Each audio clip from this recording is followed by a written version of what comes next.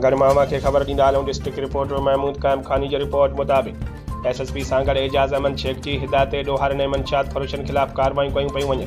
SHO खिपरो रहम हुसैन वसवाणो पंहिंजे मातहत अमले सां गॾु गुटके जे वॾे डीलर अकरम कुंबर खे गिरफ़्तार करे संदसि कब्ज़े मां रॉयल किंग गुटके जूं 555 पुड़ियूं हथ करे वरितियूं आहिनि।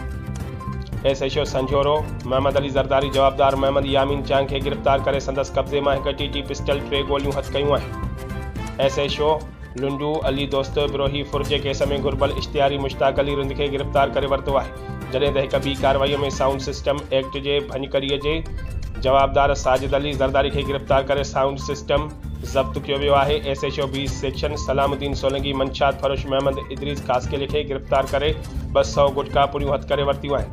SHO तालका मोहम्मद आज़म भंगवान संगीन नतीजा भोगण जूं धमकियूं ॾियण जे केस में रूपोश जवाबदार सलेमान आपन खे गिरफ़्तार करे वरितो आहे।